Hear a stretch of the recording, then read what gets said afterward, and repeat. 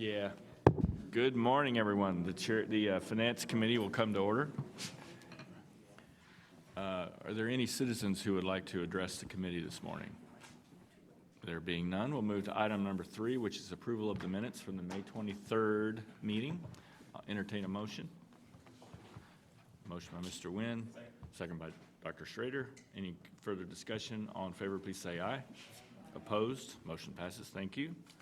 When we move into item 4A, the CFO update. Ms. Clark.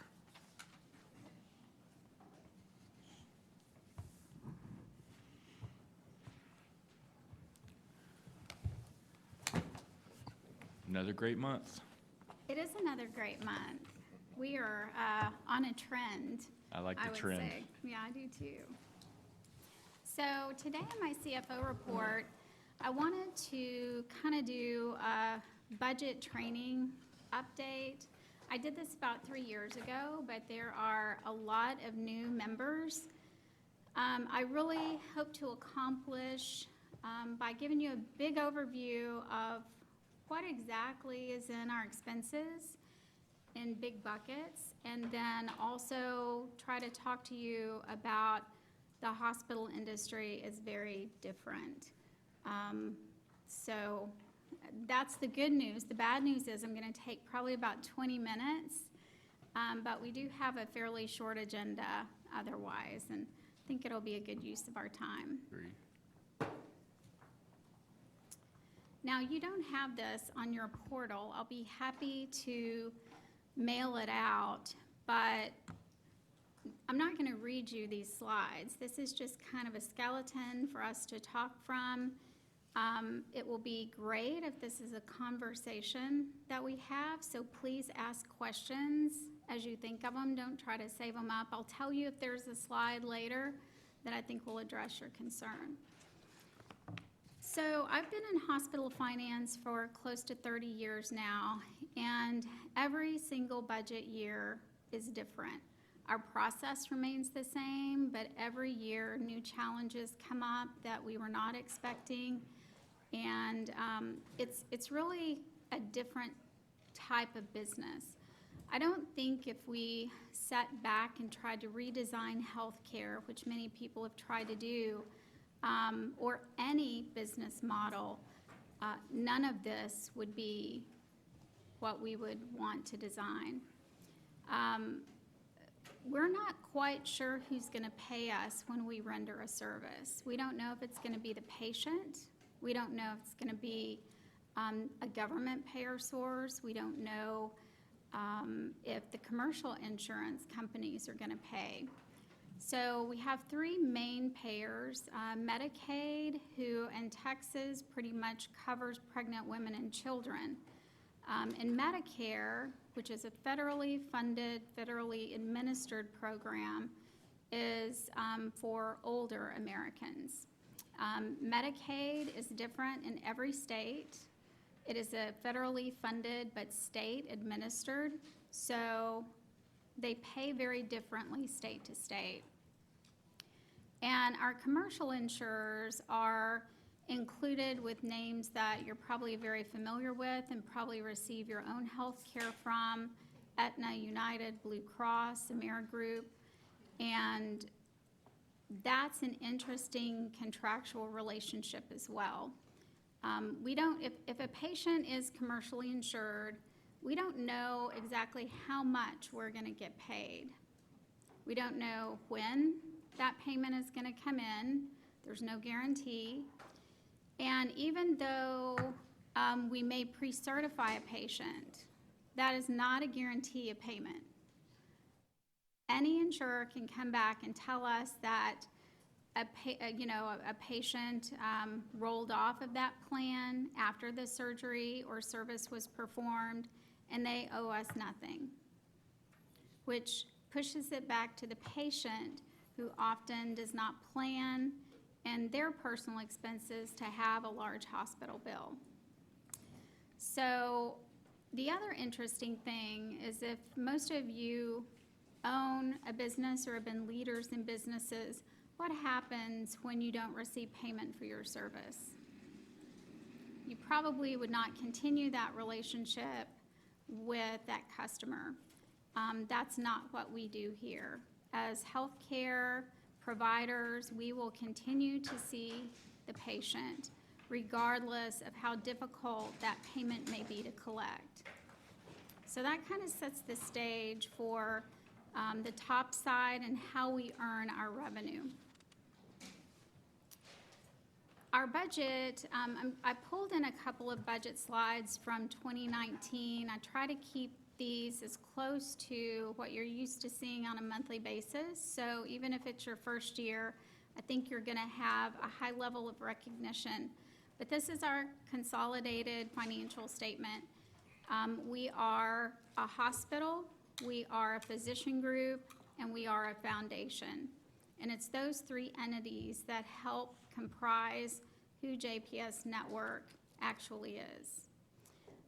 You can notice that for the medical center, we have budgeted $6.8 million, or just over about 0.5% of operating margin. When you include all of our interest and investment earnings, that pushes us up to just over 2% at about $23 million. The physician network was budgeted at a $23 million loss. They are the ones who care for the majority of the patients that are within the JPS walls. If you look at it, we have 458 providers budgeted. That is a $51,000 loss per provider. The median, the U.S. median for a hospital-based physician network is a loss of $158,000 per provider. So it is a loss. We are continually looking to gain efficiencies, but we are well below the national average for loss per provider. And you almost have to look at these two organizations together. You cannot evaluate the physician network apart. If we were not having this cost, all of these costs would come up here to a third party in professional fees. Probably at a high premium, allowing somewhere between a 10 and a 20% profit. So it is to our advantage to continue to focus on a claim, those providers. We gain quality control. We can very closely align their goals with our goals, we're going to talk about in a minute. And then, of course, the foundation sits here and provides a lot of community support and helps offset some of the costs of our operations as well as some new services. Is there any questions about anything I've said there? Y'all are going to let me skim past a claim. Okay. There's a lot of strategy that I will try to remind you about today. So we talked about our payer sources, Medicare, Medicaid, commercially insured. They comprise the largest part of our revenue. If you took our total cash collected, this is what this pie is representing. We also, our second largest source is our ad valorem tax revenue. So if you live in Tarrant County and you pay some property taxes, we are the beneficiary of that payment. The county does collect those taxes for us. We approved that contract a couple of months ago. It's efficient, effective. When they get a deposit, we typically are given our money within a week. So we also have DSRIP, and uncompensated care funds. That is my definition of those funds are supplemental payment plans because Medicaid does not pay us on every EOB or payment that they submit to us. It is a convoluted method to draw down more federal funds to help support Medicaid and uninsured patients that come through hospitals that are within Texas. Again, very complicated, and we'll talk a little bit more about those in a minute. And driven by the formula funding. It's all proportional. Even though we can estimate what would happen if we had these numbers last year, when we turn these numbers in this year, it depends on everybody else's numbers that were submitted. So even though we may have increased our cost of care for uninsured, we can actually get a decrease in our supplemental funding payments because of our slice of the pie goes down. It's a zero-sum game. Sharon, before you go on that one, do we typically get paid on an annual basis on some of those supplementals, or how does the revenue come in on those? We do. So DISH, which is a program, Disproportionate Share Hospital is what that stands for. The DISH payments come in biannually for the current year. We have to IGT up, and we immediately pull those funds back down.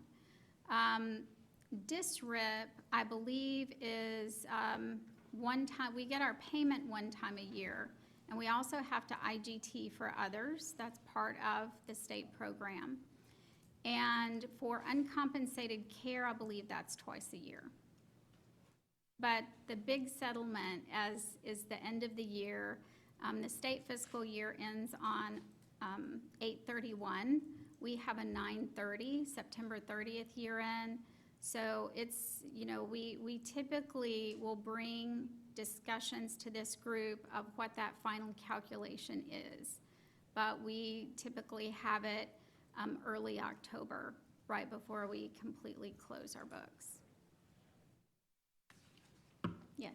Quick question, how much of this is from the commercial insurance plan? I've got a slide on payer mix in just a second. That'll be easier to talk through. So his question is, who makes up all these patient services? And although it's a pretty good variety, we don't have, whoops, there we go. So when we sit down to budget, which we're in the thick of it right now, the main thing that's driving my revenues is hands down volume. It depends on how many inpatients we expect to see, surgeries, outpatient clinic visits, ED visits. That is the very first thing that we look at. And those volumes drive a historical cost or revenue for probably 60% of our expenses.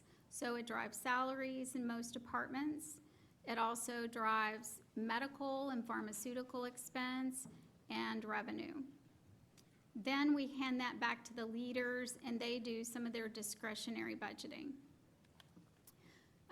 We have population growth.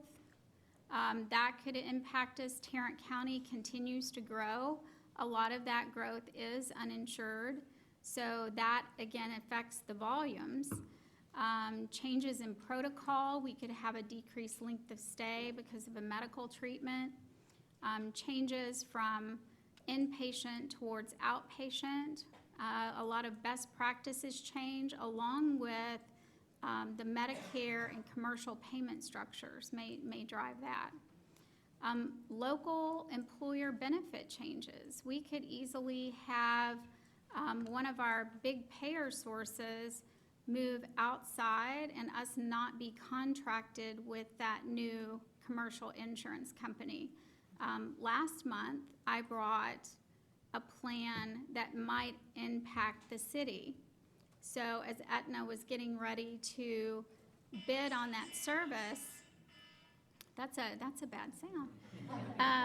As Aetna was getting ready to bid on that service, they proactively reached out to JPS to say, we need to be in network in case that change does happen. So we try to stay up on that. And I'll be honest with you, this is much less of a risk today than it was 4 years ago, because we've brought a lot of commercial relationships on board in the last 4 years. Big outstanding ones, because I mean there was a time we didn't have Blue Cross. I mean, there was some dark days when it came to collecting this. So do we have any obvious outstanding ones now that we're can think of right now, Cigna was a big one. We brought them on for their Medicaid and Medicare plans about 6 months ago. We had the commercial business, but there were gaps in the contracting. The biggest impact of this is we may have a better payment structure from one versus the other, and if a large population changes over, that could change the dollars that we collect. One of the things that I think is helpful is the work of Kelly and the work of Sharon and her team. For you new board members, that actually went to Trent's point, that went from 0 to amazing amount of contractors. Because in the old days at JPS 8 years ago, nobody contracted with us for anything, and we were an organization that didn't reach out to them to contract with us. The other aspect of that is not only Kelly's hard work and Sharon and her team's hard work, is the advent of a claim, and having one physician group or primarily one physician group to deal with has been a significant benefit when we go and talk to folks and we begin to negotiate in volume rather than by mission. Because insurance companies, no disrespect, really don't care about our mission, and they don't care about who we serve, they care about volumes. And so when we were able to come to the table, they would actually listen to us. So thanks to you and Kelly and the team, you've done a lot of hard work in taking that, and that was not an easy task. That was a hill with a lot of mud on it as we slipped up it. Yeah, and just to expand on that a bit, 4 years ago, JPS did not contract with any of the ACA plans in Fort Worth. So we've been able to bring all of those on. We brought a large portion of the Medicare Advantage plans, unless we just cannot agree on rates. We have declined some of those. Another key strategy, as you look at us as a system, we will not sign a physician contract or a medical center contract alone. We bring the payers to the table, and unless we have both contracts ready for signature, you guys don't see either one. That is a high level of frustration for our patients if those contracts are not aligned. So if you can see an acclaimed physician and they happen to see you at Northeast and you need some treatment, then that facility is out of network for that patient. So we spent a good 12 to 18 months cleaning that up as well. The other key to managed care is to make sure that you have a good relationship with those payers. You can have the difficult conversations. We sit around a table at least once a quarter with our larger payer group.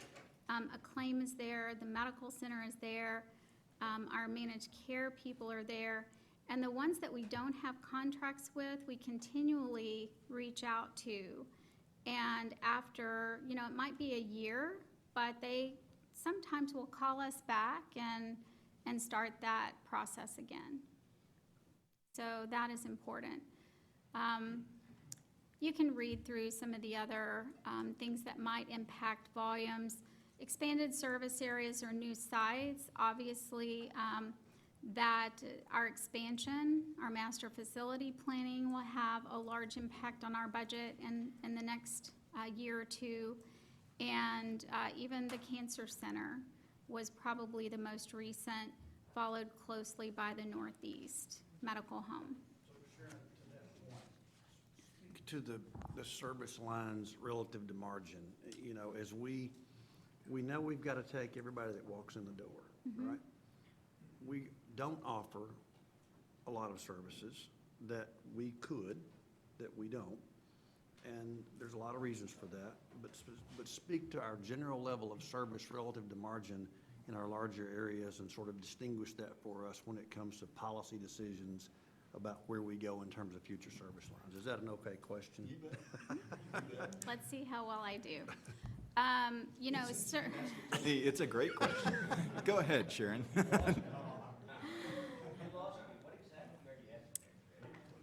We offer services to our patients based on a scope that we as a board from a policy standpoint agree to offer, all right? We also don't offer a lot of services. A lot of services that JPS does not provide, and there's a lot of reasons we don't provide those, lots of reasons. My question to Sharon is, we look at our major lines of service, we have built into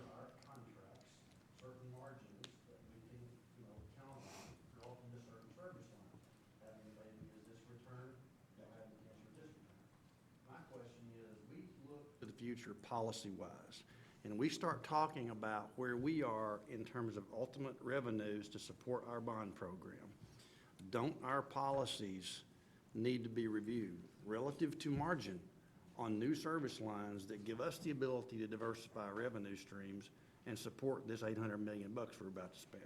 That's really my question. So there's probably about 4 answers. I'm gonna try to remember and go through each one of those. So, and not necessarily most important to least important. So when you talk about expansion, and right now, I'm not sure that I identify a service line that JPS does not provide right now. We have more extensive service lines, and by service lines, we're talking about orthopedics, cardiology, cancer care, primary care. We have gotten really good at taking the time to look at any service expansion or any new site and doing a pretty good financial dive into what do we expect this to look like and what's going to be the budget impact. So before we ever pull a trigger, we go through a rigorous process of actually creating that departmental budget. And typically, the only constraint to a really good idea is finance.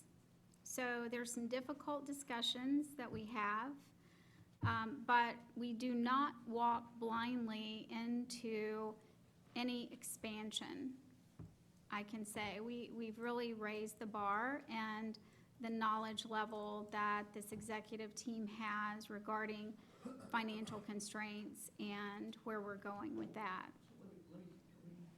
Let me challenge you on that question, because if the only constraint is finance, then that means there's no policy decision to be made. And I want to challenge that, because I think there are policy decisions to be made. Because we, for example, several years ago, we talked about sleep labs. We talked about lap band. We talked about a whole other line of services. Right. And through the discussions at the board level, the decision was that we would not do those things at this time. Finance wasn't the only variable, it was one of the variables. No, and let me clarify a little bit. Finance is typically the largest constraint, but it's only one of the considerations that we do if we enter into a new service line. But we need to understand that's gonna cost us $300,000. Now, we move into a lot of new services and a lot of new sites that are gonna cost us $300,000 because it may, it might increase the quality, the population health. It might decrease some of the downstream costs that we are incurring now. But I don't evaluate many bad ideas. And if we did not have finance as a constraint, we would probably do 95% of those. But we have to pick and choose what we do, and we have to look in other areas of, can we afford to do it the way we want to do it, or do we do it in 3 or 4 phases to see if we can get some of those downstream savings that may or may not be guaranteed.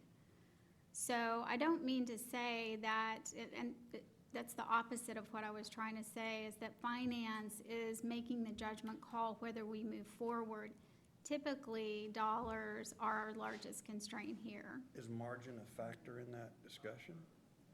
It's always a factor in the discussion, but it's not the sole evaluating tool that we use to move forward with a service. Are there services that we do not offer that there are potentially high margin returns for that we could offer? There's been those discussions, and again, it's not just about what makes money. We have to think about the community need and who's providing those services currently and how we navigate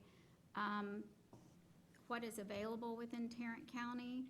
So Well, I think, those are all good discussions. I'll give you a prime example, and let's talk. Very well answered. Yeah, let me go beyond Sharon's proper answer in that difficult question, because as a publicly appointed board, living in a community where we get 40% of our budget from a taxpayer, there's a sensitivity to that. You may disagree with the community, you may not like the community's attitude, but we do have an obligation, since we receive money from that group, to have some level of sensitivity.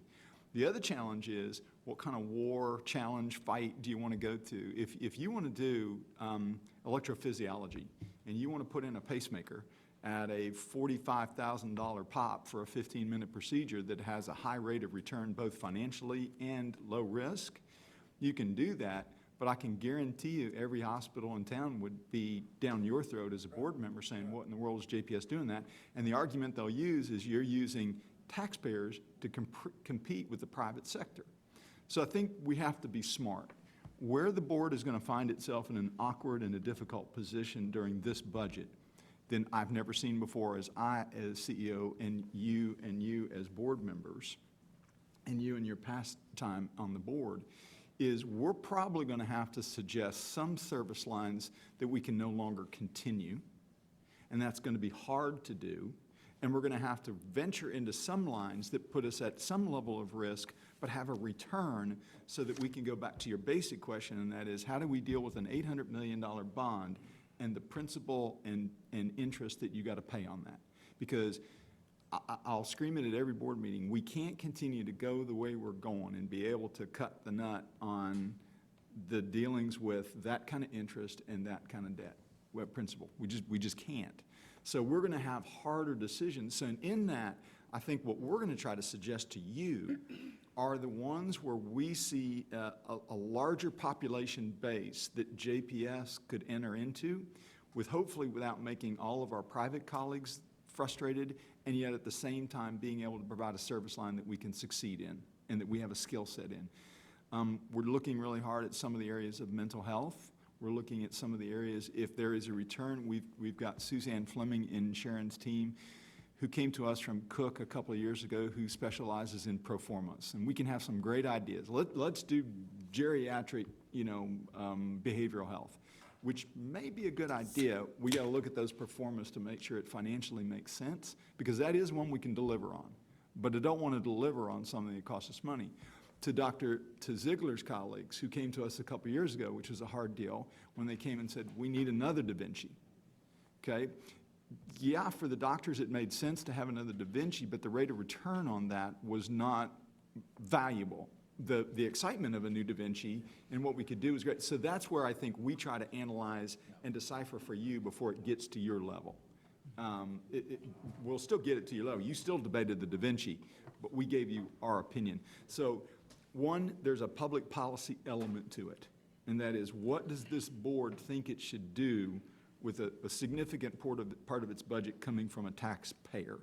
It's different than other hospitals are going to have to deal with. And then, what can we do inside the element of our colleagues, and what kind of situation do we want to deal with that? Because I'm not too concerned over all that, because we got to keep the mission alive. Because I can guarantee our colleagues that you might get frustrated at us at the beginning, but if JPS goes backwards and our mission isn't delivered, we're going to have a significant impact on your healthcare system. So I think it's a great question, and it's one that we'll continue to push you as a board with, and we're pushing the team. This year's budget will look a little bit different, and y'all will have, unfortunately, harder decisions. And I want y'all to know, when you make those hard decisions and we debate those, we still have a policy not to be able to serve any alcohol at board meetings. So you're not going to have anything that you're going to sedate yourself with. Sorry, Pastor. Steve, you say sorry, Pastor, Steve wanted it? Oh, okay. He's my moral compass, and I saw his face when I said that. He said, I went beyond the moral compass ground, and Pia's out for today, but I would have gotten the Pia look had she been here. Counterbalance. Oh, yeah, other end of the spectrum. I have a question for you, because I agree, to drive the hospital, we need to look at volume and volume and volume. But I think as a system ourselves, we need to look at lives.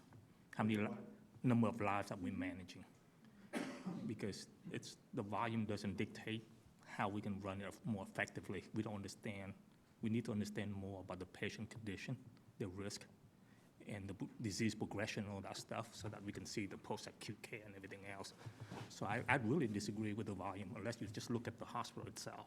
But if you incorporate the claim and everything else, you need to start looking at lives. And the second bullet, or third bullet point down there is kind of moving into that. We are in the beginning phases of really starting to integrate the care with the claim, with Dr. Hochberg, his physicians, with our medical staff. We've started to have joint meetings just recently with the budgeting process, but that we will hope will continue through that. We are always looking at how to increase the health of the population that's coming through, right care, right time, and right place of service. That's always a focus. Because what my concern is this, right? Because I start seeing the percentage of the traditional fee-for-service for Medicare and Medicaid and the managed care for Medicare and Medicaid. It's not increasing that much. So if we don't go out and manage live and grab them and have them attributed to our provider, then we're going to have the one that are left over that may be very, very high risk. Yes. That's one. Two is that if we don't control the post-acute care. I mean, you guys just reporting on the numbers, so don't take it personally. I'm just looking at it from the whole system itself. And if we don't do those things, we don't know where they are. Where do we invest for reaching out, or do we need to do more for social determinant of health in some area where it may, we may have to put a lap band or something if our population and the diabetic and all that stuff continue to grow and stuff like that. So that's what I'm trying to lay out, the foundation for us to move forward. Otherwise, we're going to have a very sick population that attribute to us, and we don't know what to do with them. DT, those are great. Yeah, and to your Comments? point, DT, I'm sorry, Sharon, to your point, DT, if you look at the model of JPS and probably other public hospitals or charity-type care facilities throughout the nation, our patient population has high levels of comorbidity and high levels of acuity. So when we bring in a patient, and oftentimes a non-paying patient, the amount of workup that goes into that is very difficult. So you got to figure out how you're going to reduce the acuity levels and how you're going to reduce comorbidities. That speaks to a clinic system strongly. Right. The other thing is that I told a group the other night, Tuesday night, when I spoke to a community group, we were talking about the bond. And I said, if you think our answer is just building more emergency rooms for us or anybody else, you would be wrong, because we can build another emergency room and another one and another one. The challenge is to get people out of the episodic care that they receive in an emergency room. And that's a slower process and a more challenging process, but it truly is the only answer. Right, but I agree, but kind of cautious on that a little bit. Because if we just treat the patient and try to reduce their acuity and all that stuff, which is fine, but in this day and age, as we move forward, negotiating with the Medicare Advantage plan and all that stuff, if we don't understand the patient risk and put people to do the risk assessment and all that stuff to change the RAF score, and then have a different contract for wellness, for star rating and all that stuff, we can do everything that we want. Is still academic, because we don't get paid for the stuff that we're supposed to be doing. That's all I'm saying. But, but this is, everybody have that problem, so Yeah. we're not unique if we can move There are forward. lots of efforts to move Right. forward with that. So I They- just wanted to see if we can have an effort to focus toward more lives. I think we're much better off than the rest of the people out there, so. Right. And to both of the comments, the second thing that drives our profitability the most is gonna be our payer mix, which we're gonna talk about I think on the next slide. So here is the payer mix of the hospital. This is a mix not based on collections, but based on charges. So a self-pay patient has an equal weighting to a commercially insured patient. Otherwise, your self-pay and your connection, Otherwise, your self-pay and your connection would pretty much have no collections, and they would be a tiny piece of the pie, and that's not representative of our population. So to start there, we have 20% of our total volume that has been qualified for the JPS Connection Plan. They effectively do not have access to any other coverage. They meet federal poverty guidelines, and they have to live in Tarrant County. There are another 19% of self-pay that do not meet that criteria. So they might be out of Tarrant County, they might be slightly above the federal poverty guideline that we have set, and a lot of those are accessing in the ED. So we have almost 40% of our total payer mix that is effectively self-pay. In my experience, both at a children's hospital and another large adult facility, self-pay usually ranges somewhere between 3% and 7%. So you are talking about a really huge impact. Medicare, if you No, added these. Sorry, Sharon, on Yes. and you may be getting to this, but the self-pay, the collection rate on self-pay is pretty nominal. Yeah, you can pretty much estimate it at 0. Yeah. Yeah, for the newer members, and you all probably know this, but self-pay is a misnomer. That it really should be described as no pay. Without Okay. trying to be derogatory in terms, your self-pay patient is one that you're going to retrieve very little refund on. Right. So Medicare together, traditional and managed, as well as Medicaid, make up 20% and 23% of the other volume. We do have a commercial mix of about 12% from products. Those do include our ACA plans, so even embedded within a commercially insured, these patients could have a $5,000 or $10,000 deductible. So a lot of our commercial insurance turns out to be patient responsibility, which often is difficult to collect. And the other category represents grants, other county funds, and it really comprises a small percentage. Sharon, this is an unfair question, but any idea what a Parkland's mix would be, payers mix, and particularly in I commercial? don't know. Trent, I want you to note, to go to your question, an increase of 0.5% in commercial payer mix for self-pay transfers equals about a $3 million change to the budget.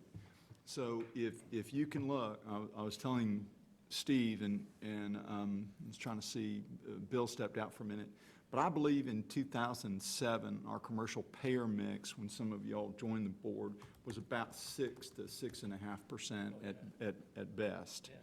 And so that number has been increasing. It doesn't increase much, but we don't, again, we are true to our mission. We have a mission. That is what we are here to do.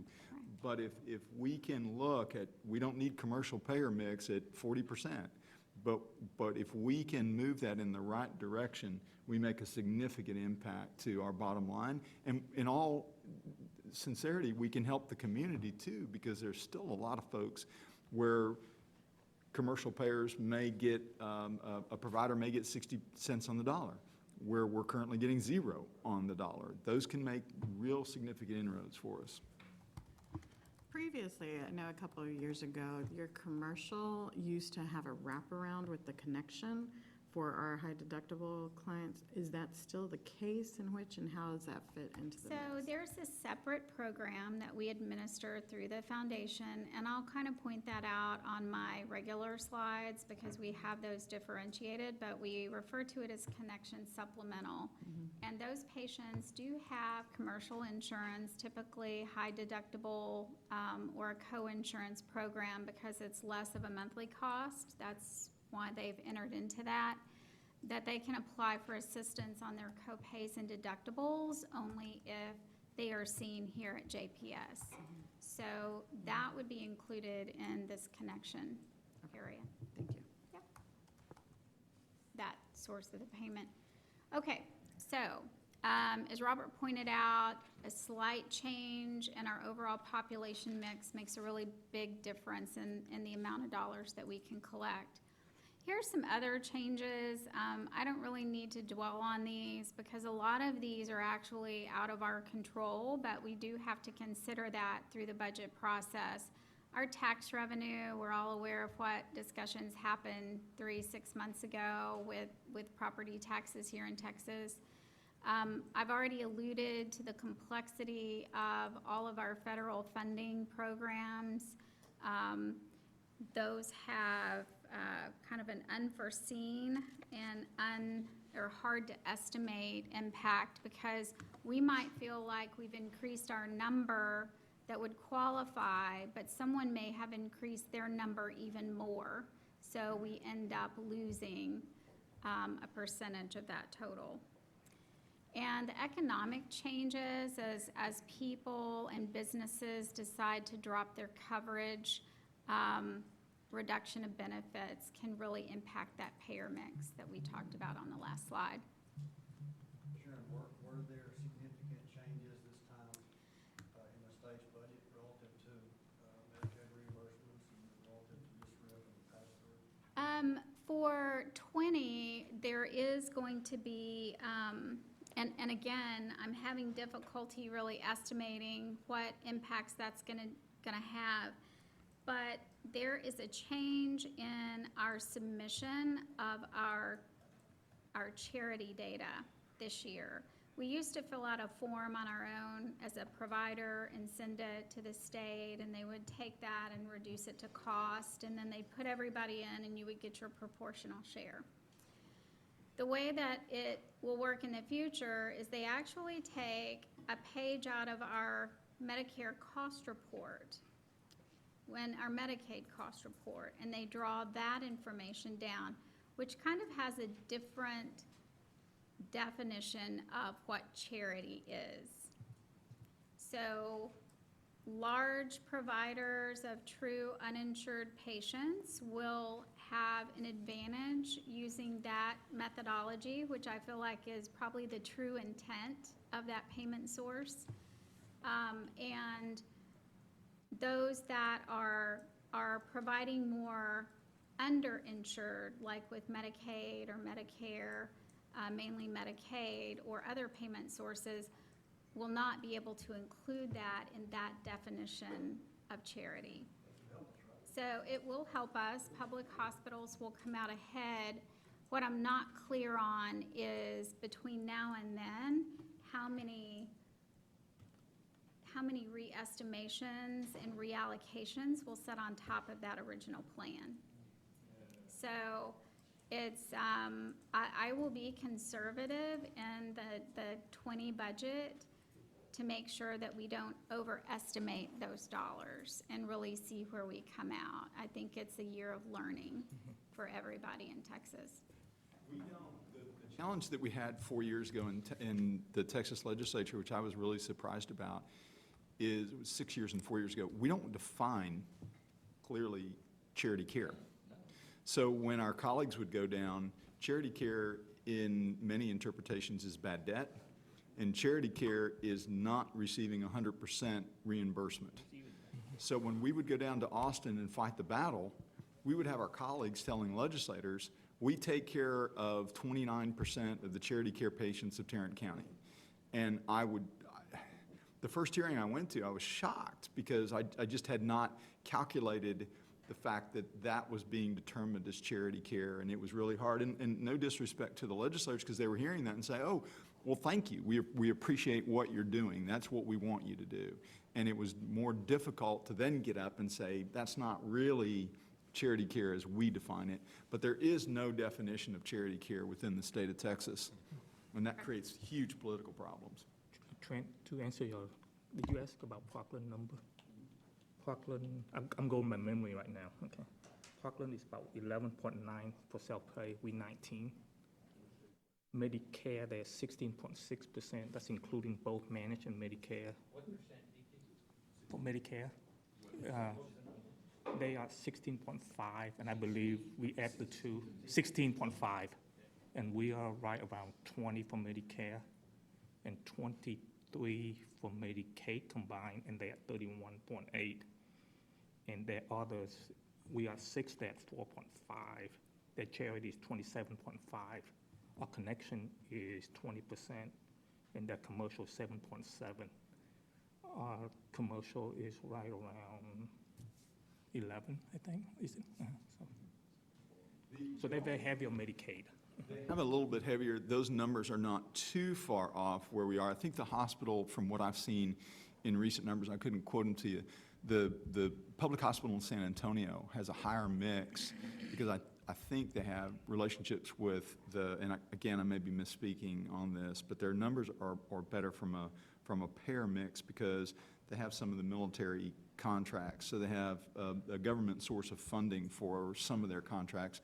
And the University Health System in their recent bond package, I talked to their CEO before we started our bond package, and he said that when they started putting up their new buildings, it enhanced their private payer mix. Okay. So where do we spend our money? Now we kind of understand where it came from. Where are we spending our money? Well, over half is for staffing. We put about a little over 50% into both salaries and benefits for 6,500 employees.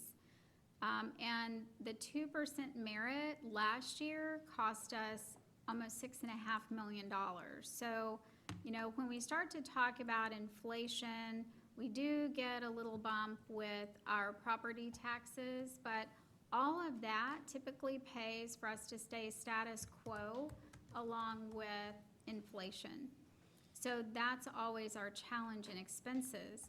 Also, the DFW market is very competitive, so we budget for an additional amount in case we have to go in and adjust pharmaceutical salaries, nursing salaries, just to give you context, a 50-cent increase for nursing cost is about $2 million. So every once in a while, THR will increase their nursing salaries, and people will take a right instead of a left for a quarter. So those refill costs and backfill costs and training are incredibly expensive. 14% of our total expenses are going to physician costs. That is the biggest part is professional payments to our connection program. We also have coverage directorships in medical education. We are a teaching hospital, so we put a lot of costs into that as well. I will tell you that of the physician costs, about half of those are paid to our physicians within a claim. So we talk about highly integrating and making sure that we can move forward together on quality and strategic goals. Even though we're paying our own physicians to do much of that work. Another 17% is supply cost. Drugs are always somewhere between 7 and 10%. That's a significant part of our budget, and it is, most of our other inflation factors run about 3%, and drugs will be twice that every year. And like I said, everything else is at about 3. Sharon, go back to this. Within the medical education component of physician costs, does that include the cost of all of our residency programs? I'll have to double check if all the residents, the training for the residents is in the medical education. But we do incur costs that are kind of in other categories that are pushing our residents forward and helping that training cost. So not all of the residency costs are in the physicians, but definitely the training. Do we capture the total residency cost anywhere? Yes, we can do that. We can pull a couple of departments and add those together. You know, we pay our residents a salary. Right. So that's in my salary cost. Right. They have additional training and education that may be somewhere else. They have a big conference. It's in purchase service. So, but the training of those residents are what we're paying for in the physician payment Okay. portion. Thank you. So purchase service, you think, okay, what are we buying? Well, the majority of our purchase service expense is to support the EMR, which is directly affecting our patients and all the connectivity that that takes. We outsource our housekeeping. We also outsource certain lab services. And then we have pretty significant outside collection fees, which they do things that we don't have the skill to do to collect on older accounts.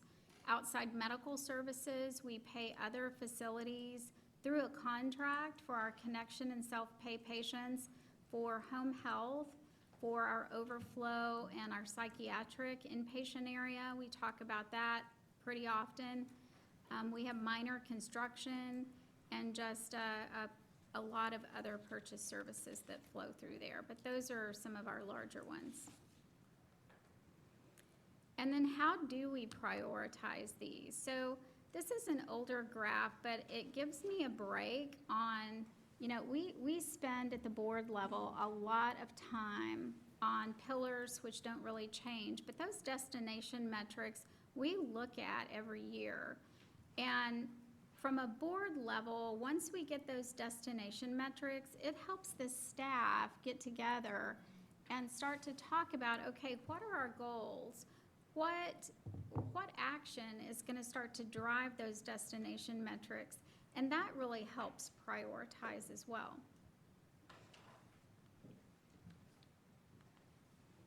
Impacts to margin, I think we've talked about all of these. The most significant in probably 2 years is going to be that interest expense on any new debt that we might have.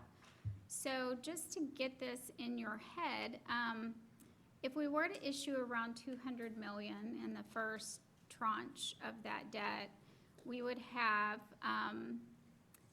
and interest is just like it is on your mortgage, right? You pay a lot more interest in the beginning than you do in the end. So what would impact my financial statements as interest expense in the first portion of that 30-year life is about $8 million. If you average the interest cost over the life of the bonds, it's about $5 million a year. But what I've got a budget for is that $8 million to hit my margin. Annual that estimated cost is both P and I, right? No, the first two CI? columns are just my interest expense. So this is what's going to hit in 21 if I were to issue $200 million on the income statement, but I have to produce a cash flow of $11 million to be able to pay back both principal and interest. And you know, when we look at what's happening this year, you know, if we can control our current expenses, I'm feeling like that's doable. I would not have been able to say that last year, but we've really reaped a lot of savings from some of those programs that we've implemented throughout this year. And we've just got to make sure we put a placeholder on that cash flow. So when we do get to the point of issuing debt, that we can easily take on that payment and still maintain, you know, a 1 or 2% margin. So Sharon, once using the 200 million, and this may be something you need to look at and not have the answer off the top of your head, but what portion of our INS rate is going to have to increase relative to our O&M rate to be able to support that kind of an observation, that 200 million, for example? So what we typically do at tax time is the only thing, so our tax rate, for those of you who are not too familiar with it, we have a maintenance portion and operations of the property tax rate. And we can also set aside something for interest and sinking funds. So that's what he's calling INS. The way that we do it is we typically just look at our debt service schedule and see how much we need to put into that category. And that category can toggle year to year. So when we do issue debt, you're going to see a big portion of that come out of the maintenance and operations portion back up into that, but it won't impact our overall tax income. It will, though, impact the amount of dollars you have available for operations and maintenance. It as a does. portion of your rate. And to me, if we can get our, we've got to get this in our budget. Once we have it in our budget, I'm not real concerned about what they call it, because Right. we will definitely be spending those dollars on debt service for the next 12 months.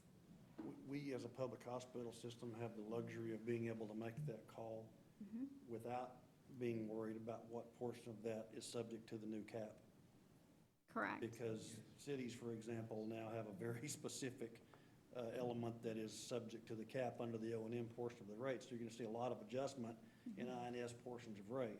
We don't have to do that, but the fact that we're going to be issuing that debt is going to have an impact on the amount of dollars we have available for O&M.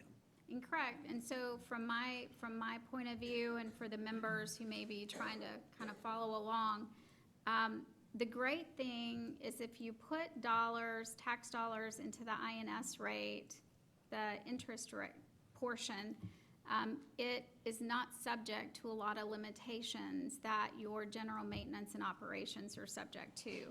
The trick, however, is that you cannot spend any of your INS on operations, but you can spend operations on INS. So that is a real balancing act, and that is why we just go to our debt schedules and say, we know we're gonna spend this, and that's all we're gonna put it in, because you do run the risk of losing the ability to spend those dollars philosophically, yeah. But another accolade for the legislature, they did very much help us. The ability not to place that cap on our property taxes. Had the legislature done that, and I am extremely respectful for them, had they not done that, we would not have much of a bond package at all. You just could not do it. So the fact that they allowed us to continue with our bond package, and we made a lot of hard arguments for it, and they listened, and I'm greatly appreciative. So again, as we prepare in a couple of years, we're looking for $8 million on my income statement and $11 million of cash flow, which includes that $8 million of interest. So they're not additive. Okay, it is always harder than it looks. I hope that you guys feel like when management presents to you their budget that, wow, that's a really good plan. That must have, taken you a couple of days. It takes an army of people to pull all of this together. We are budgeting for well over $1 billion worth of operating expenses on the hospital alone. And then we have to coordinate that between departments and between companies. So, my goal, and you're not necessarily gonna hit it every year. And that's okay, as long as you have a plan to self-correct. But you have to have a long-term goal of producing that 1 to 2% margin. And in generating that cash flow, I always joke to people, I have 2 commitments to the staff. The first one is to make sure your paycheck clears. And the second one is that JPS is gonna be here in 50 years. And sometimes those 2 don't line up really well.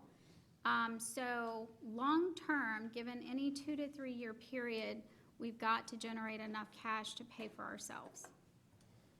And it's challenging. We have to purchase capital.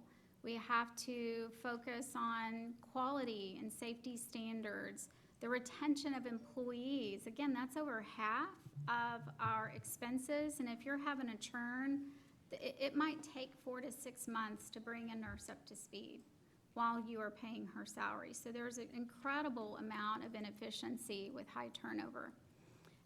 You have to comply with regulatory and legislative standards. Joint Commission impacts us. We have lab radiology, trauma, stroke qualifications, along with quite a few others. The ligature risk that we dealt with about 1.5 years ago, when that came out, that was millions of dollars of renovations to our facilities. That was not optional and not expected. So you kind of have to be able to make those changes quickly. And then the industry trends and medical protocol, drugs and different things that come through. Doctors bring us new things that our payers may not recognize as allowable. And so those are difficult conversations as well. And why do we have to have an operating margin? I don't have to answer this question as often as I did 4 years ago, but, you know, this year, for example, if you look at the hospital, this was our operating margin, but we had about 40 million of depreciation expense. So if any of you took accounting, you know, you can add those two together and your cash flow should be somewhere around 46 million. But the trick is we budget for another 40 million to maintain our property. And that's not on my income statement. That expense is not up here. It's spread over in depreciation expense, and I've gone accountant on you. But the point I wanted to make is the cash flow is really not that great. We have got to generate that cash to pay for our facilities in the future. We go through a rigorous process of ranking capital. It's getting better and better each year with the staff and with our executives and directors. We do pro formas, we do ROIs on large, significant things, and we are constantly trying to improve that process. And then here is the calendar. We are just now receiving on Friday, we will close the departmental budgets. It takes us about a week to make sure everything's in the system. And then we will begin to work through and balance this budget for 2020. The first time you will see it is August 8th. At the budget meeting. It's just a regular Board of Managers meeting, and I will spend a couple of hours going through that with you. You will get the presentation early. Hopefully you can flip through it. Hopefully it'll look familiar, and I can just answer your high-level questions on that. We always go to Commissioners Court in August, where I do make about a 15-minute presentation to them after we meet with them individually, so it is pretty high level. And then in September, as long as they are okay with our budget and there's no changes, it's kind of a non-event when they finalize our budget in September. Some years it is, and some years it's not. Mr. Chairman, one question. We got the majority of the board sitting here. In the past, we took off and kind of had a, Ralph, we talked about that, we kind of had in the past kind of a full afternoon or day. We came in on Saturdays. We've done all kind of things over the years. Last year, because of the way Sharon had produced it, I think we provided your staff available. We got the presentation out to the board several days ahead with the understanding there'd be a designated time that if any director or any board member had any questions, you or your staff would be available. Absolutely. If that's okay, and again, I'm talking to the finance chair and the majority of the board's here, I would see us doing that same process again. Does that work for you, Sharon? Is it- Absolutely, Yeah. yes. I just want to make sure, because in the past, the board said, well, we used to go off-site and do a full day and all that, and I think due to the process that's now been Yeah. developed, if everybody's okay with that, we'll use the same process we used last year, so. Sure. If that's okay. That would be great. And Okay. again, I would much rather have a conversation with you before that meeting, and so I can actually kind of work that into my presentation, because if you had the question, it's likely that some other members may be confused and would benefit from that. Well, I want to thank Sharon for this, because this in essence served almost as a mini retreat for putting that together. It's not in lieu of, but that kind of gives you an idea, particularly our newer members. But Sharon, for those of you who are new members of the board, Sharon and her team are always available to y'all. You're going to go through that, you're going to look through that, and have some questions. Please feel free to call. And then, as Charlie said, when we put out the document, what we did last year, which proved effective, is we had a time period by which you had 4 or 5 hours or whatever to call in. You can always call in, but we just had 4 or 5 people sort of manning. It's almost like a PBS telethon. You just called in, and we were ready to take your calls. And we can go from there, and that's what we want to do. So I think this presentation hopefully was helpful to y'all as we sort of walk through some of the premises. Yeah, I think, Robert, the point being is whether specific call in, email in, or whatever, staff will be available to ask all those. Anyway, I'm sorry, Gary. Sorry, Ralph. Reverend Emerson? I was going to save this till maybe close, but maybe I'll say it now. I'm not totally comfortable with that. There are just too many, I feel, too many issues out there or potential issues that are going to face JPS in the next couple of years and really in the immediate present time, that somewhere we need to talk about where our board is headed and the mission and vision and what we're facing. I mean, just looking at what's taking place in the community and sitting in a meeting yesterday that was really interesting. I can't disclose who was in the meeting, but talked about some things that are on the horizon in this city that are going to probably come at JPS. And I just think that somewhere we need to talk about what our goals are as opposed to the staff sitting and talking about, here's where we see we're headed. And then we throw them a monkey wrench and say, no, that's not where we want to go. And I really think somewhere, I mean, I thought this was an excellent presentation, but I was raising the question myself when Sharon said, running into that, we have that deficit. Well, so how do we say to John Q. Public, if you put a budget out there, that you're going to keep incurring this deficit? And we're talking about a bond program, we're trying to spend dollars. And so where I'm uncomfortable with is now I'm going to sit with staff, talk about the coming budget, but we need to talk where we're headed and what the plans and goals are. The committee that Trent and Robert are on for the bond, I think that has an impact on On the budget. on the budget. Sure. And I know we're asking for everybody's time. You know, I know, Steve, you have all the time, you know. So. But I mean, I just think that somewhere we've got to maybe commit a day or two to really talk and dig deep on where we're headed for the future. I think, Ralph, your point's well made. Again, I know we're on a timeline. We do have to get to August. I mean, those dates are set. Is the offsite, Ralph, more of a vision, mission, direction meeting, or, and I know they folds right into the budget. We were at Commissioner's Court. Steve was there, and so was Robert on this past Tuesday. And Commissioner Allen asked the question about where is to the community, what is the bond money? And I think the answer, Robert, from you and from GK was that committee is meeting and there is forthcoming, because there's nothing on the website. I know, Ralph, you've asked that, we've asked that. I know Commissioner Allen's asked that, and I know Robert, y'all are working toward that. I guess my question is, if we're needing to get in like you say, Ralph, whether it's 4 hours or 2 days, I think we need to start looking at that fairly quick if we've got to get where we're going in prior to an August the 8th full presentation to be able to meet our kind of compliance that we have to get to the Commissioner's Court for their budget. As chair of the board, and I'm not speaking for finance, I'm checking to you, Steve, I'm fine if we need to call that, if that's what the board needs to do, but there's going to be a lot of preparatory work. And if not, we're going to get in a room for 2 hours and just chit-chat, or 2 days. I think we need to have some specific, what are we going to do during that meeting? I think that meeting is very important, and I agree with Ralph. This board needs to know the direction and its vision where it's going. I also, as a finance person, knows you got a lot of work to do in preparation of getting these still done. So I'm not trying to be wishy-washy. I'm checking to the finance chair, because I'm saying is it does involve finance.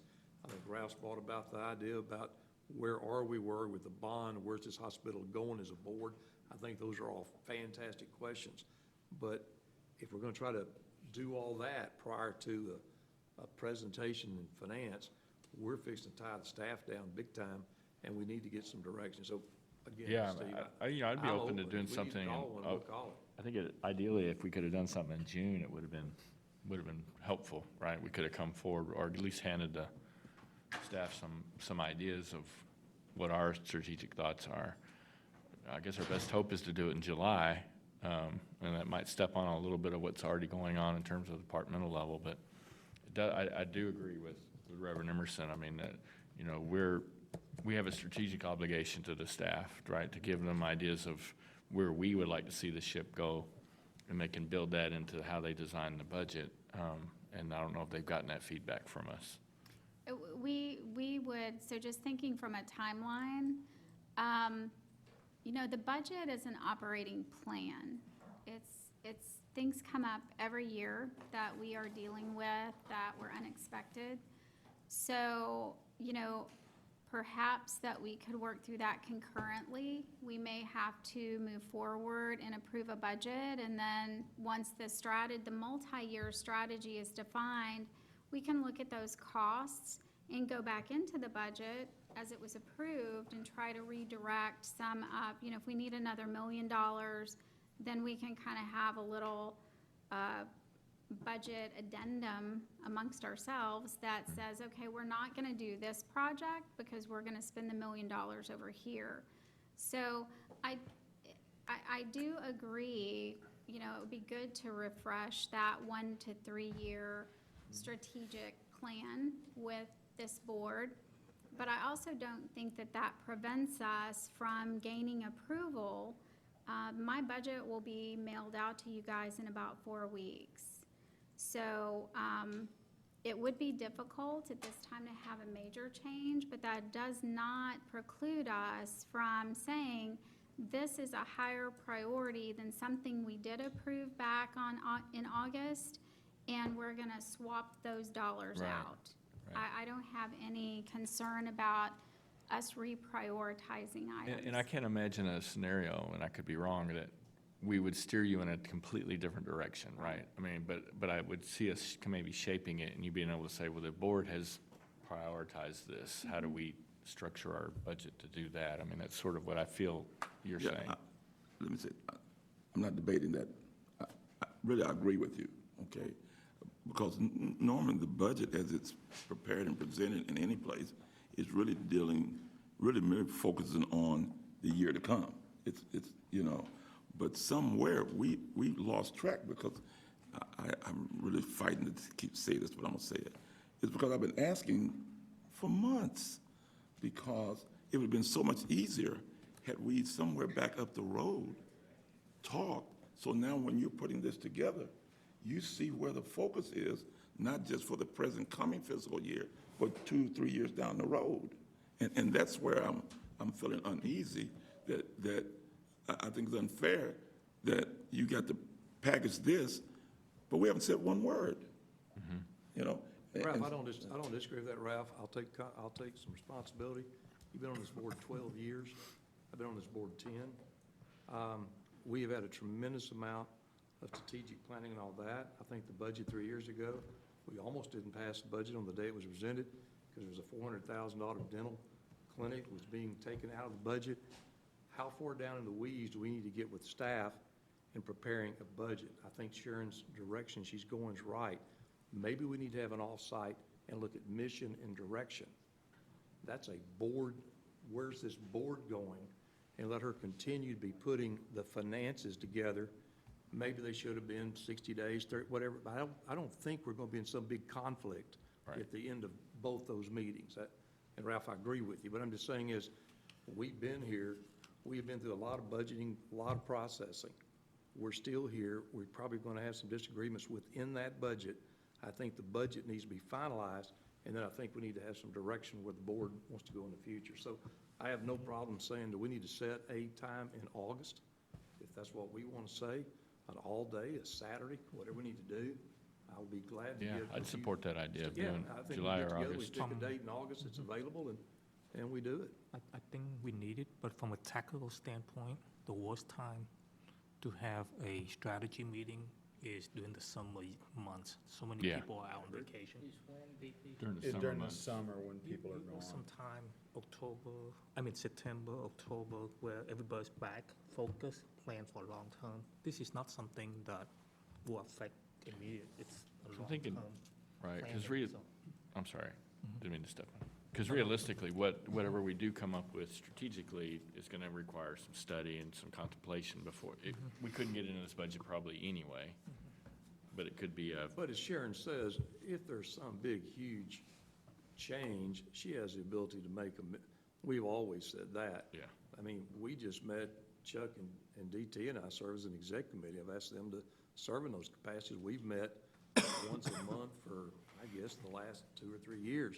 We just met last week. We didn't get into specifically talking about it off-site, but I think as an exec committee, we certainly are supportive of that, and I think we need to do it. I just think we need to have some direction. If we're gonna take the pillars and we're gonna extend them out 3 years, we've asked about, do we need to go hire outside consultants like we spent a bunch of money doing in the past? We said, no, maybe we can have staff work with us to extend these. So Ralph, I think if, it sounds to me like we need the off-site as to when we have it, sounds like.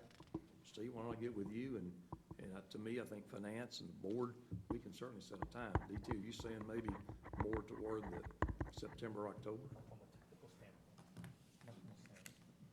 Because I think we need to have some specific goals, what we're gonna do. If not, we'll get in there and just kind of talk about.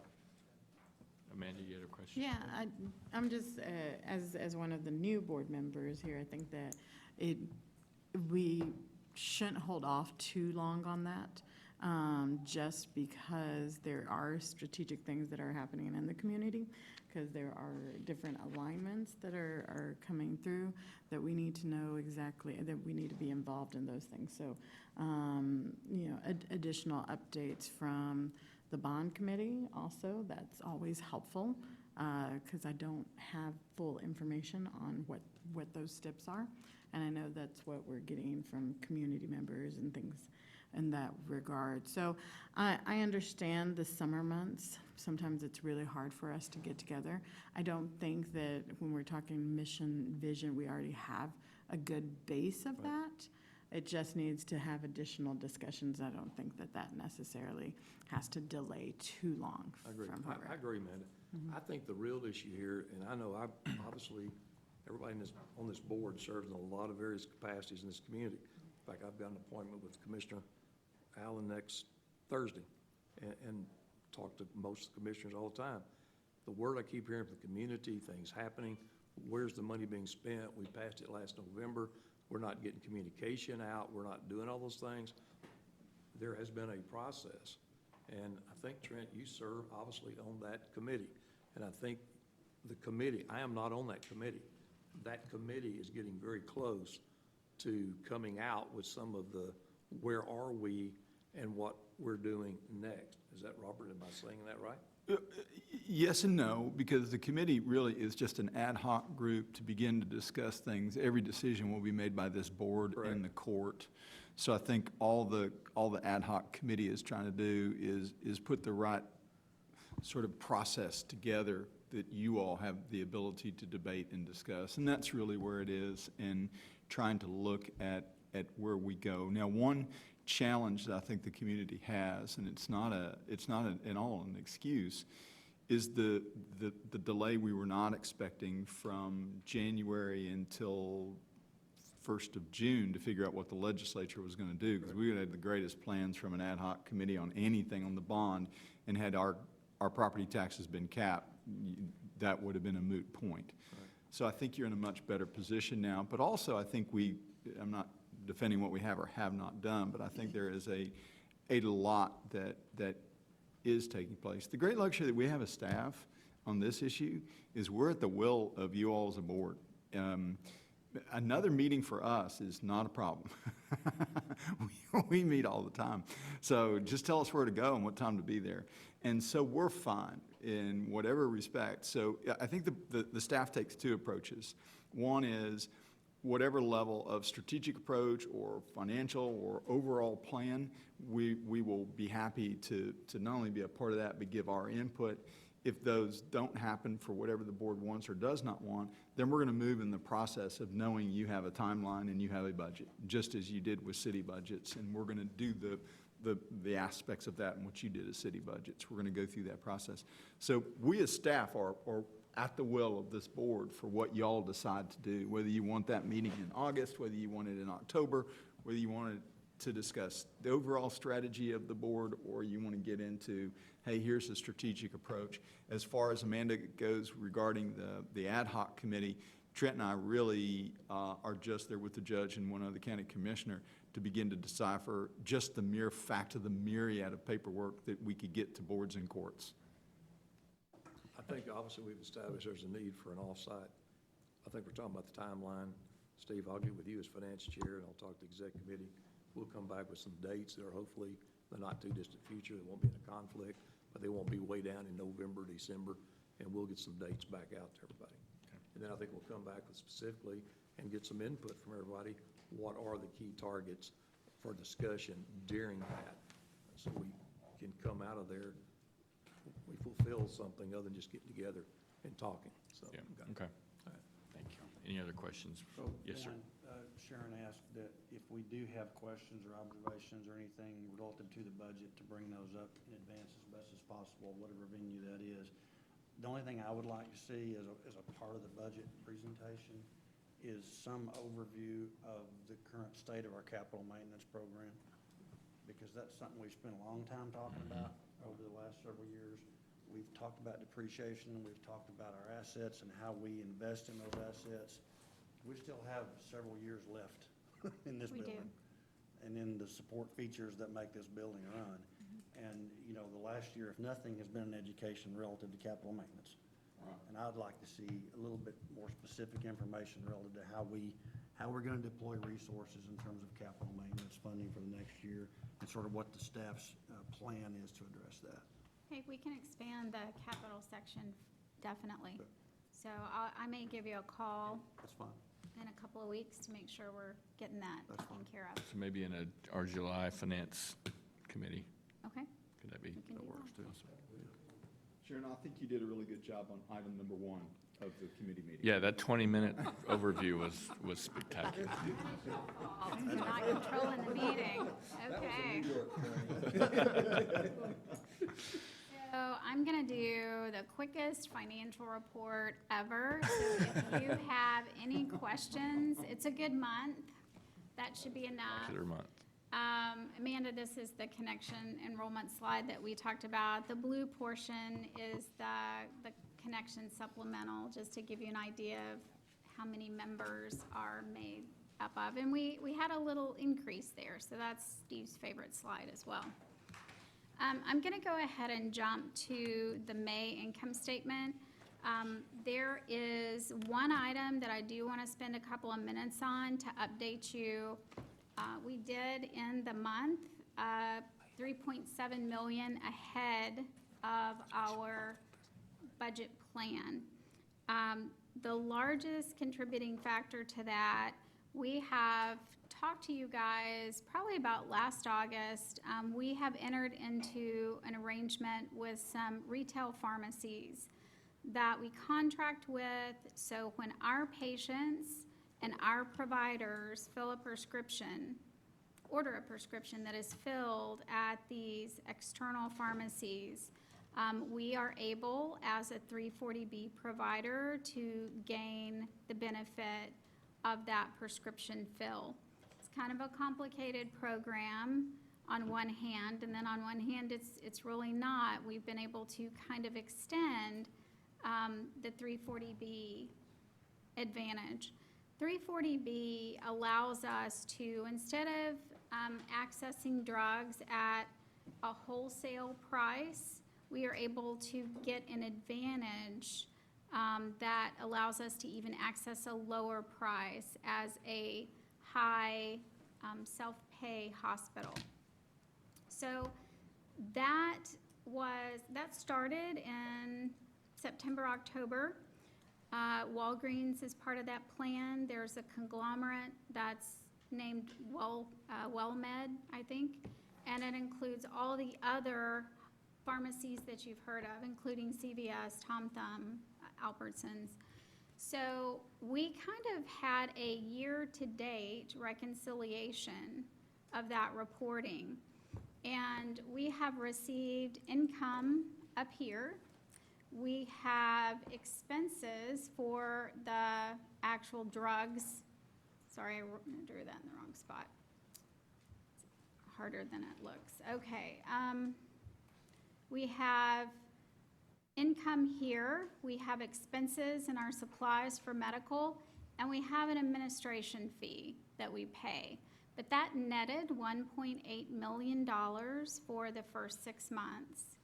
So this is going to be much higher volume than we anticipated during the budget process, so there'll be more to come, but you will hear me continually talk about the benefits of this program. The other two things that I probably want to mention is we had good volumes. Admissions were up by 6%. The ED was 4% over, and our inpatient surgeries are about 15% over. And other than those 340B expenses, we were able to contain quite a few purchase services. We had estimated a payment that came in lower, so we got to take the credit this month up in purchase service. Year to date, that brings us to $18.4 million, $13 million ahead of our budget, which is very exciting because it puts us in a position to where you'll see in the consolidated slide that we're actually breaking even, which is the overall goal. We weren't able to budget for that, but we've been able to achieve that this year. The physician network over in Acclaim, they have had a favorable month as well. A lot of that $500,000 variance, positive variance, came from an EMR payment that they were able to achieve. So that was not budgeted for, and it was a nice unexpected payment. That brings them year to date to about $1.9 million ahead of their budget. Is that for the meaningful use? It is for meaningful use. As I understand it, the 19 was a smaller pool, and the criteria were harder to achieve. The 20 criteria are even harder for a physician group.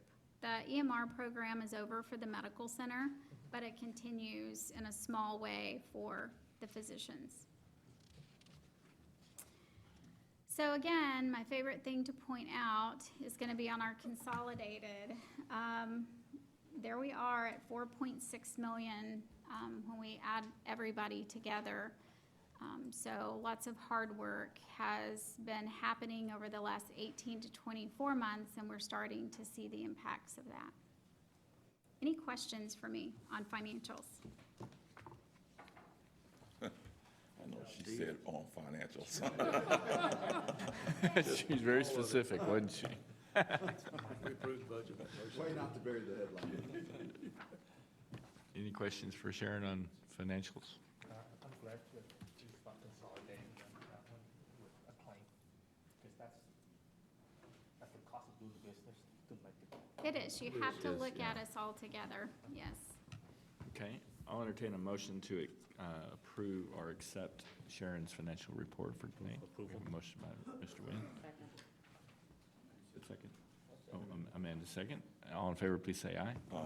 Opposed? Motion passes. Thank you, Sharon. Let's spend about 20 minutes on the next one as well. I'm kidding.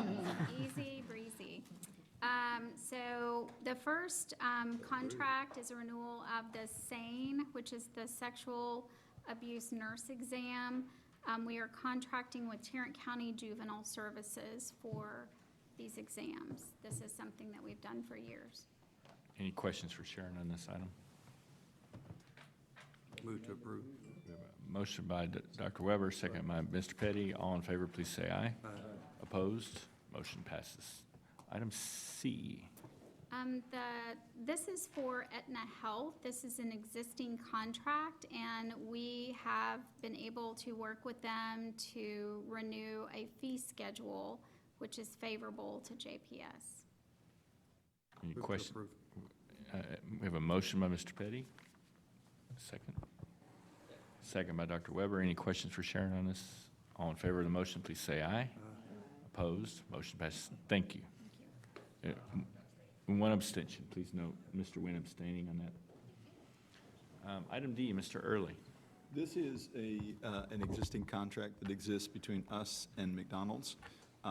We have gone through a variety of changes with this. At one point, they had a 25-year contract with us. We changed that to a 3-year contract, and now this is a 1-year extension of their current contract. We have been very upfront with McDonald's to look at whatever alternatives we can, they included, but we need to think about the best healthy options and the best low cost for those who find themselves into significant financial issues when trying to come here and spending 3 and 4 days here. So this is a 1-year extension. Everything still applies. We still have an out clause in this. Neil's office and others have helped us on this. We still have an out clause, and they still will make their contribution of about $130,000 to our foundation as well. Any questions for Mr. Early? We have a motion by Mr. Nguyen. Second by Reverend Emerson. All in favor, please say aye. Aye. Opposed? Motion passes. Item E has been pulled from the calendar for future consideration. And I have asked Mr. Petty, I have a conflict on item F, and I've asked Mr. Petty to chair this one. Okay, so item F is pursuant to JPS purchasing procedures, granting an exemption to competitive bidding. Trudy, I believe, is going to present this. Hi, Trudy.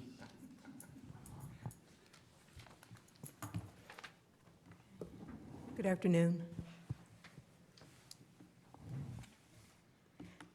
And this is the agreement with the Oz Systems, and it has to do with congenital heart disease, which is actually the most common and critical of all birth defects. So there is a requirement by the state of Texas that we screen all of our infants for congenital heart disease. And this is for sole source. Oz Systems is the only contractor that provides an integrated management platform for this screening, and it allows us to do the mandated screening by the state. Any questions for Trudy? And this will be consideration two issues. Your motion would be to approve the exception as sole source and to approve the contract as well. This is a really small contract by design. Does it really have to go to? Every contract that has an exception to the bidding, which the state statute is anything over, the general law is anything over 50,000 has to be bid. If it's an exception to bid, then the governing body has to approve that exception. For me, it's more like filling out, if it's the requirement, it's like filling out for income tax or something. Do we really need to approve it? Well, I understand. Yeah, you do. Unfortunately, the law I'm not requires. in disagreement with you, DT. I don't disagree with you either, but that's the way the statute's written, so. yeah. So do we have a motion? And BT, you brought, we had a meeting earlier, talking about that. This will probably go from this committee, this approved, go directly to the board, this consent item. Right, correct. It will. Have a motion from Dr. Weber, second from Dr. Schrader. Any questions or discussion? All in favor say aye. All opposed, same sign. Motion carries. You're gonna get your gavel back. Trent, you should handle it very professional, man. Yeah, can we just keep the gavel down there? Bring it back I'm out up. of the chair, I ever touched that gavel. I don't think he ever needed that. Never had an issue like that. You said gavel.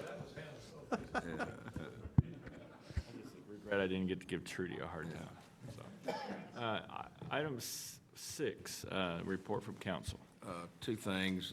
My monthly report is that in the month of May, there were 41 contracts that were negotiated that were under $500,000. Those contracts list have been posted on your website. If you've got any questions, let us know. A second item, Mr. Chairman, before we go into executive session, we would be, you'll be going into executive session as a board, because we're going to be considering a board issue, and when you come out, it will be a board vote on privileges. We had 2 physicians who did not make the last board meeting, and their privileges expire at the end of this month, and so it's necessary for you to consider this as a board, so, okay. All right. Any questions for council? All right, we're going to recess and reconvene in closed session.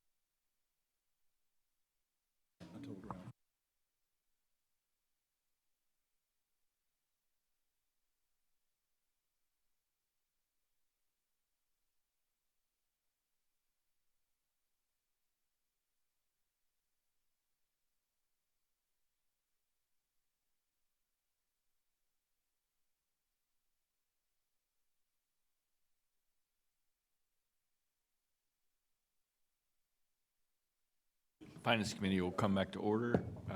We have one motion, or one action item, which is to approve the medical staff credentialing that was presented to us in closed session. I'll entertain a motion. Chet, you want to make that motion? It's full board, I don't think I can. No, it's full board. Yeah, it's full board. Oh, that's right, I apologize. And so the full board has also come to But order. yes, the full, Our scrivener. Approval of the Yeah. positions as presented by Dr. Spriggs. We have a motion by Dr. Weber, second by Mr. Powell. All in favor, please say aye. Opposed? Motion passes. Without any other items, we're adjourned. We have, Thank you.